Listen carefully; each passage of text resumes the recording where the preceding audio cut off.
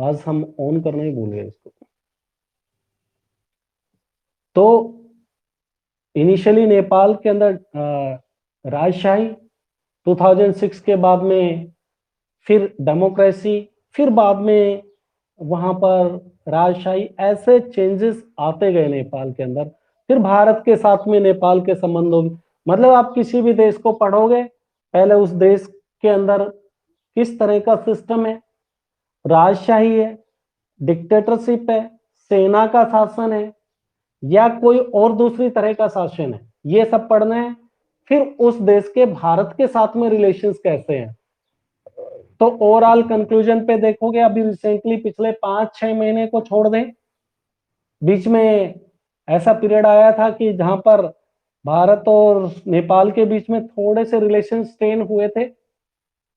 अगर हिस्टोरिकली देखेंगे तो भारत और चीन के रिलेशंस बल्ले बल्ले हैं, कोई प्रॉब्लम्स नहीं। भारत और नेपाल के रिलेशंस अच्छे चलते आ रहे हैं, कोई बड़ा डिस्प्यूट नहीं है। आपके देश की सेना के अंदर नेपाल के नागरिक एज ए सैनिक सेवा कर रहे हैं, तो दूसरे देश के सैनिक कर रहे हैं, तो आप समझ सकते हो किसने बॉर्डर से नेपाल और भारत, नेपाल से भारत और भारत से नेपाल जाने में आपको कोई वीजा लेने की जरूरत नहीं होती है, ठीक है। और बीच बीच में भारत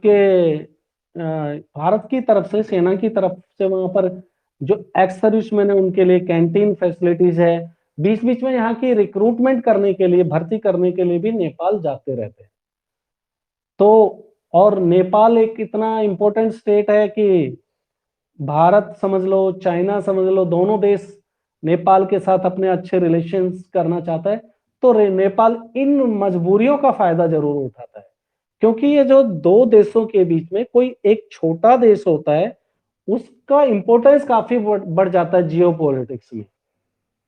वो जिस देश की तरफ चला जाता है, कोई देश उसको छोड़ना नहीं चाहता। वो चाहते हैं, चाइना उनकी इकोनॉमी में मदद कर रहा है, उनके हर तरह से मदद कर रहा है। अब भारत को मजबूरी में फिर भारत की तरफ से भी उसको, एक तो होती है ह्यूमन एड, ह्यूमन नेचर के ऊपर, मानवता के आधार पर आप कोई मदद कर रहे हो, कहीं पे फ्लड आ गया, कोई डिस्ट्रक्शन हो गया, ड्रॉट हो गया, वो तो मानवता के नाते जायज है। लेकिन बहुत सारी और भी हैं मजबूरी में, क्योंकि उसका स्ट्रेटेजिक लोकेशन है दोनों देशों के लिए, युद्ध के मामले में इंपॉर्टेंस है उस देश का, कौन से देश को वो अपनी जमीन का इस्तेमाल करने देता है लड़ाई के दिनों में। तो इसलिए दोनों देश, जितने भी ये बफर स्टेट है, बड़े देशों के बीच में जो छोटे स्टेट है, उनका सामरिक महत्व, स्ट्रेटेजिक महत्व बढ़ जाता है। नेपाल के बाद में भूटान आ जाता है। भूटान का हमने जो म्यांमार, भूटान है, भूटान के अंदर भी राजशाही जैसा ही है, ठीक है ना। उनके साथ में हमारे संबंध ठीक ठाक ही है, कोई बड़ी प्रॉब्लम्स नहीं है। फिर आ जाता है बांग्लादेश। बांग्लादेश की बात करो तो बांग्लादेश के साथ में भी कोई मेजर इशू आजकल नहीं चल रहा। कुछ है जो हम पाइपलाइन वगैरह ले जाना, ईरान तक लेके जाना चाहते हैं, तो वो बांग्लादेश होते हुए जानी है, उसमें नेपाल, बांग्लादेश हमारी मदद नहीं कर रहा। बांग्लादेश से हमारे यहाँ देश में रिफ्यूजीज आते रहते हैं, वो वाली समस्याएं हैं। कई सारे मतलब बॉर्डर से रिलेटेड डिस्प्यूट्स हैं, वो चल रहे हैं। ओवरऑल ये है, कंक्लूजन है कि बांग्लादेश को बनाने में हमारे देश का, जब आप पाकिस्तान को पढ़ेंगे तब हम आपको उसी में कवर करेंगे कि कैसे बांग्लादेश का उदय हुआ। तो बांग्लादेश का भी मोर और लेस आज अगर देखोगे तो संबंध ठीक ठाक ही चल रहे हैं। और बांग्लादेश के अंदर आप बीच में कभी डेमोक्रेसी, कभी वहां पर सैनिक रूल, ऐसा चलता रहा है, ठीक है ना। पहले जब बांग्लादेश आजाद हुआ तो पाकिस्तान का ही हिस्सा है, पूर्वी हिस्सा आपको पता है बांग्लादेश था।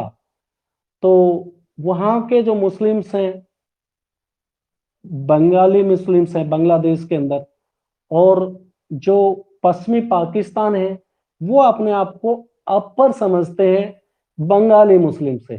तो इनके साथ कई तरह का भेदभाव होता रहा था। जो पूर्वी पाकिस्तान आज के दिन बांग्लादेश है, यहाँ पर पाकिस्तान की सेना ने बहुत अत्याचार किए, इनके वीमेंस के साथ में, औरतों के साथ में बहुत अत्याचार किए पूर्वी पाकिस्तान के अंदर, जो आज बांग्लादेश है। और यहाँ पर इतना डेवलपमेंट भी नहीं हुआ, विकास भी नहीं हुआ, करना नहीं चाहा उन्होंने, कि इन्होंने पश्चिमी पाकिस्तान में, यानी कि पाकिस्तान की सरकार के अंदर दबदबा पश्चिमी पाकिस्तान का होता था जब आपका बांग्लादेश नहीं बना था, तब की मैं बात कर रहा हूं। पूरा पॉलिटिकल लीडरशिप का कंट्रोल पश्चिमी पाकिस्तान का रहता था, और पश्चिमी पाकिस्तान के मुस्लिम्स पूर्वी पाकिस्तान, आज के बांग्लादेश के मुस्लिम्स को नफरत की नजर से देखते थे। उनके यहाँ पर डेवलपमेंट का काम नहीं होने देते थे, उनको वोटिंग सिस्टम में इतना ज्यादा इन्वॉल्वमेंट नहीं था, उनका पॉलिटिकल इन्वॉल्वमेंट नहीं था। तो फिर इस बात को लेकर ये सारा भेदभाव हो रहा था। बीच में 1950 ऑनवर्ड ही ये सब चलता आ गया कि भाई पूर्वी पाकिस्तान के लोग खड़े होने लगे, बांग्लादेशी, कि हमारे साथ में अच्छा टर्म्स नहीं रख रहे हैं पूर्वी पाकिस्तान वाले लोग। और अल्टीमेटली एक ऐसा टाइम आया 1970-71 का ड्यूरेशन, जब शेख मुजीबुर रहमान वहां पर एक अच्छे लीडर उभर कर निकले, जिन्होंने इन अत्याचारों के खिलाफ पूरे बंगाली मुस्लिम्स को एक किया, और उनको एक कर कर एक कह सकते हो एक आंदोलन खड़ा किया पश्चिमी पाकिस्तान के अगेंस्ट में।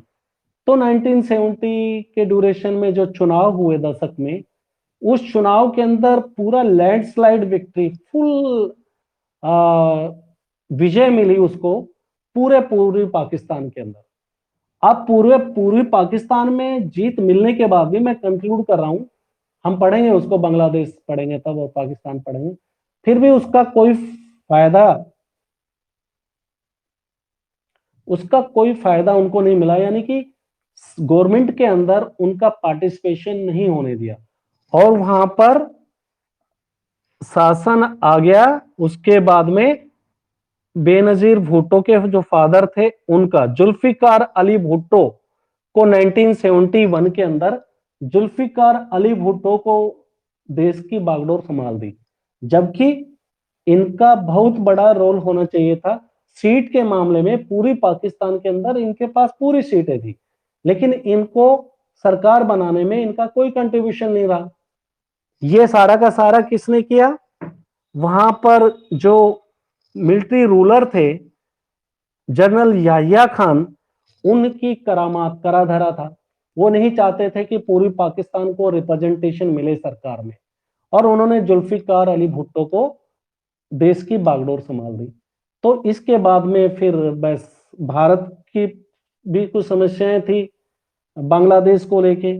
उस पीरियड में बांग्लादेश से जो रिफ्यूजीज हैं, बंगाली मुस्लिम्स हैं, वो पार करके भारत के हिस्से में, आसाम के अंदर, त्रिपुरा के अंदर, वेस्ट बंगाल के अंदर आ रहे थे। तो हमारे यहाँ पर 1971 के ड्यूरेशन में वैसे ही काफी गरीबी थी, बहुत ज्यादा गरीबी थी।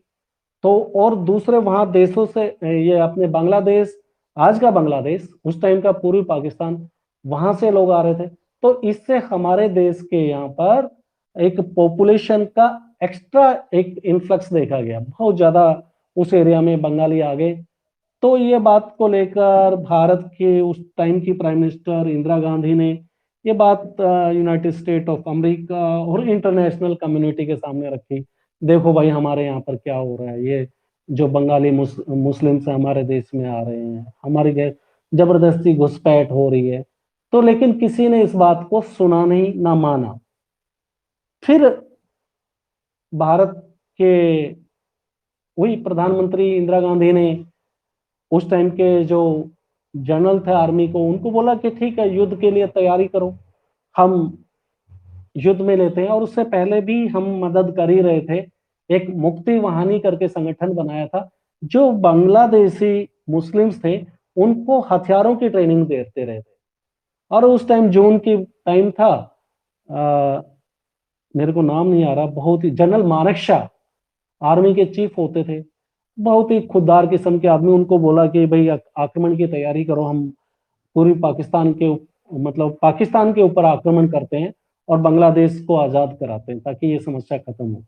लेकिन जनरल मानेकशॉ एक ऐसे बहादुर सेनापति थे कि उन्होंने बोला कि प्राइम मिनिस्टर को सीधा रेजिग्नेशन बोला कि मुझे पता है मैं आपकी बात मान नहीं सकता और मैं नहीं मानूंगा तो मेरे को मेरा दूसरा अल्टरनेटिव आप देखोगे तो उससे पहले ही मैं रेजिग्नेशन दे देता हूँ। तो प्राइम मिनिस्टर के सामने भी बड़ा संकट का समय हो गया कि भाई एक देश का सेना नायक रेजिग्नेशन दे रहा है। उन्होंने कारण पूछा तो उन्होंने बताया कि देखो अभी हम नहीं लड़ सकते युद्ध, अभी आगे बारिश होने वाली है और बारिश के टाइम में अभी आप एकदम अचानक बता दिए तो पूरी सेना को तैयार करना, सारे टैंक्स वगैरह को तैयार करना है, टाइम लगता है और बारिश के टाइम में टैंक उतना अच्छे से मूव नहीं कर पाएंगे और ये पूरा रेगिस्तान है, वहां पर हम विजय हासिल नहीं कर पाएंगे। तो मेरी तरफ से तो हार निश्चित है, उसके बावजूद भी आप चाहते हो तो डिसीजन लीजिए। अल्टीमेटली कंक्लूजन क्या है, जनरल मानेकशॉ की, एशम मानेकशॉ उसका नाम है, बात को मान लिया गया और फिर बाद में दिसंबर में हमने युद्ध की तैयारी की 1971 और वो युद्ध भी मेरे ख्याल से 10-11 दिन चला और 10-11 दिन में हमने बांग्लादेश को पूरे को आजाद करा दिया और उनके 90,000 सैनिकों को गिरफ्तार कर लिया। वो हमारे पास में रहे, भारत के पास में रहे। इस तरह से ये दो देश, मतलब पाकिस्तान का, पूरी पाकिस्तान से बांग्लादेश बन गया। और बांग्लादेश को बनाने में क्योंकि हमारा कंट्रीब्यूशन है तो कुछ थोड़ा बहुत आप समझ लीजिए एक सॉफ्ट हार्ट है, तो दोनों देशों के बीच में संबंध भी ठीक है। लेकिन कई सारे बॉर्डर को लेकर डिस्प्यूट हैं आज भी हमारे और बांग्लादेश के बीच में। जो बॉर्डर पे पेट्रोलिंग होती है उसमें आपस में गोलीबारी चल जाती है और पानी को लेकर, वाटर से रिलेटेड नदी के पानी को लेकर डिस्प्यूट है और गैस पाइपलाइन को लेकर डिस्प्यूट है। ये डिस्प्यूट हमारे और बांग्लादेश के बीच में चल रहे हैं। तो ये तो हुआ बांग्लादेश की बात। सिमिलरली आप, श्रीलंका है, श्रीलंका को फिर कवर कर लेंगे। फिर एक एक देशों को देखना है। श्रीलंका के साथ में आपको पता है श्रीलंका भारत के एकदम साउथ में है और तमिलनाडु से तो बस समुद्र से पार कर सकते हो। लेकिन श्रीलंका भी 1948 में ही ब्रिटेन से आजाद हुआ। इसको सेलोन के नाम से पहले जाना जाता था। यहाँ पर और भारत और यहाँ की एक सिमिलरिटी यही है सबसे अच्छी कि श्रीलंका के अंदर भी जब से देश आजाद हुआ तब से डेमोक्रेसी है और भारत के अंदर भी। जबकि बांग्लादेश और पाकिस्तान में कभी डेमोक्रेसी, कभी सेना का शासन, फिर सैनिक जो जनरल है, सेना का जनरल, उसको मार दिया जाता है, कभी प्रधानमंत्री को मार दिया जाता है या हटा दिया जाता है। बांग्लादेश और पाकिस्तान में यही चलता रहा है। ठीक है, वहां की बेनजीर भुट्टो ऐसे ही मारी गई, उससे पहले के जितने शासक हैं लगभग सैनिक शासक सब मारे गए। ऐसा ही बांग्लादेश में देखने को आया, यानी कि सैनिक शासन प्रजातंत्र, सैनिक शासन प्रजातंत्र। अभी कुछ सालों से आप कह सकते हो कि पाकिस्तान के अंदर ये तहरीक हिंद, क्या है, तहरीक इंसाफ पार्टी का शासन है और यहाँ पर क्रिकेटर इमरान खान देश के प्राइम मिनिस्टर, उससे पहले नवाज शरीफ थे। वो पूरा का पूरा हम कवर कर लेंगे। तो ये श्रीलंका है, श्रीलंका के बीच में हल्का सा डिस्प्यूट चल ही रहा है, आपको पता है। 1988 में हमारे प्राइम मिनिस्टर गए, वहां पर उनकी हत्या होने की संभावना थी। हमने जबरदस्ती उनके यहाँ पर अपनी इंडियन पीस कीपिंग फोर्स भेजी थी, आर्मी को भेजा गया था। उसको लेके श्रीलंका नाराज है। कुछ तमिलियंस हमारे देश के वहां पे रह रहे हैं, तो उन्होंने एक आतंकवादी संगठन बना के रखा हुआ था। अब वो थोड़ा सा खत्म कर दिया उन्होंने, एक टेररिस्ट ऑर्गेनाइजेशन ही समझ लीजिए। तो उसको लेकर भारत और श्रीलंका के बीच में बस सिर्फ ये एक बड़ा डिस्प्यूट है तमिलियंस के। वहां पर जो तमिलियंस का हक है, जो हमारे देश के लोग पहले से जाके रह रहे हैं, उनको हक नहीं मिला हुआ, पॉलिटिकल इन्वॉल्वमेंट नहीं है उनका। ठीक है, तो वो डिस्प्यूट चला हुआ है। उसके बाद में मालदीव, आपके श्रीलंका के अपोजिट साइड में अरबियन सी के नीचे मालदीव है। मालदीव एक मुस्लिम कंट्री है, वहां पे सल्तनत का शासन चला है अभी तक। और 1968 के बाद में शायद वहां पर, अगर मैं याद कर पाऊं तो 1968 एंड ऑनवर्ड्स उन्होंने, अभी मतलब वहां पे डेमोक्रेसी है, आज के दिन रिपब्लिक भी है। तो पहले जैसे मुस्लिम में तो होता ही है, सल्तनत का सुल्तान वहां के शासक रहे हैं, ठीक है ना। अच्छा कंट्री है, पूरे द्वीप है। अफगानिस्तान है, वो भारत के पश्चिम में है अफगानिस्तान। इतने अपनी तरफ से काफी कंट्रीब्यूट हम करते रहते हैं अफगानिस्तान को, वहां की इकोनॉमी बढ़े, वहां के देश की पार्लियामेंट तक को भी हमने खर्चा उठाया है। अफगानिस्तान भी यही है कि हमारे लिए स्ट्रेटजिकली इंपॉर्टेंट कंट्री है, लड़ाई के लिहाज से इंपॉर्टेंट है। तो हम इनके साथ भी अपने संबंध ठीक ठाक बना के रखना चाहते हैं, ठीक है। तो अभी इस आपका अगली क्लास का टाइम हो गया होगा। अब एक एक देश को लेके हम बात करेंगे। मोटे तौर पे आपको समझ में आ गया कि सबसे पहले उस देश की शासन व्यवस्था को, पॉलिटिकल एडमिनिस्ट्रेशन देखना है, वहां के लोग किस तरह के हैं, ठीक है, वहां की इकोनॉमी किस तरह की काम कर रही है, और फिर भारत के रिलेशन उस देश के साथ कैसे, एक एक देश को लेके देखना है।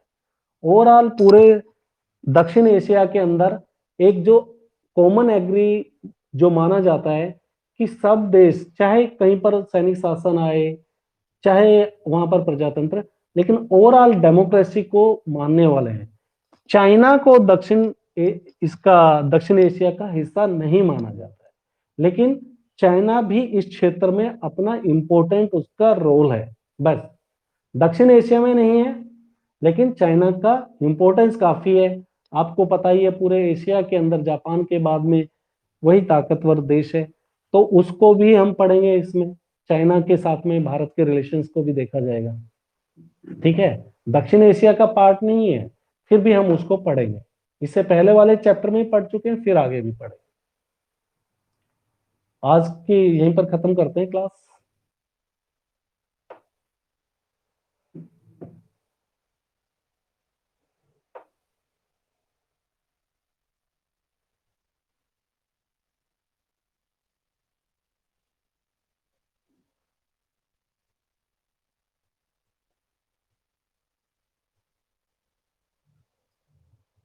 अरे मैंने कब कहा कि आप साउथ एशिया में नहीं हो?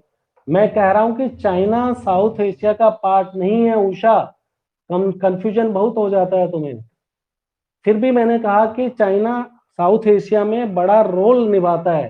तो जब साउथ एशिया को पढ़ेंगे तो चाइना को भी हम पढ़ेंगे, मैंने सिर्फ इतना कहा है।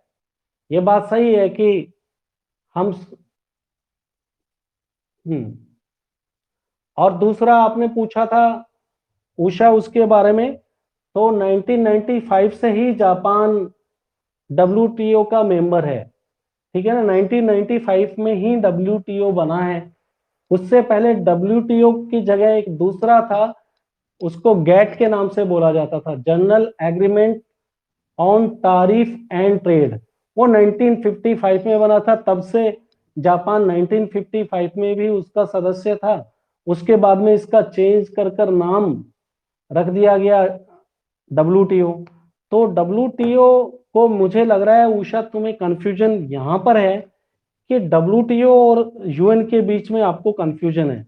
ये कंफ्यूजन आपका नेक्स्ट चैप्टर में जाके क्लियर होगा, जब तुम संयुक्त राष्ट्र को पढ़ोगे। क्योंकि क्वेश्चन तो तुम पूछ लेते हो, अभी अकेले हो मैं इसलिए बोल देता हूँ, सबके सामने बोलने से तुम्हें बुरा लगेगा, लेकिन होमवर्क नहीं करके आते हो। होमवर्क इन द सेंस, उस चैप्टर को अगर आप क्वेश्चन पूछ रहे हो तो उस चैप्टर का कुछ पार्ट पढ़ लो, पढ़ के टिक मार्क कर लीजिए जहां पर समझ में नहीं आया। ऐसे आप बोलोगे डब्ल्यूटीओ की मेंबरशिप, तो डब्ल्यूटीओ की मेंबरशिप इंपॉर्टेंस रखती ही नहीं है किसी भी देश के लिए। मतलब जिस तरह से आप पूछना चाह रहे थे, मुझे लगा कि आप, जैसे बीच में पूछा गया कि भाई डब्ल्यूटीओ को कितना कंट्रीब्यूट करता है, तो डब्ल्यूटीओ को कोई पैसा नहीं देता है। पैसा देने की जगह क्या हो सकती है, यूएन को कौन कितना देश कौन पैसा कितना देता है वो इंपॉर्टेंस रखता है। साथ में वर्ल्ड बैंक को कितना पैसा देता है वो इंपॉर्टेंस रखता है। डब्ल्यूटीओ को कौन पैसा देगा और क्यों देगा? डब्ल्यूटीओ क्या है, रेगुलेट करती है व्यापार को, एक देश से दूसरे देश के बीच में व्यापार को फैसिलिटेट करती है, रेगुलेट करती है।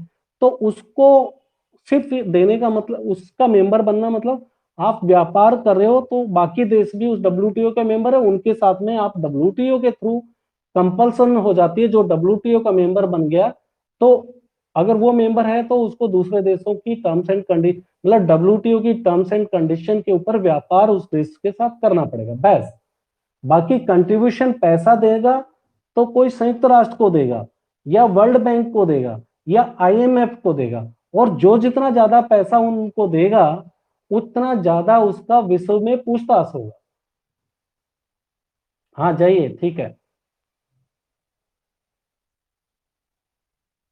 Okay, bye.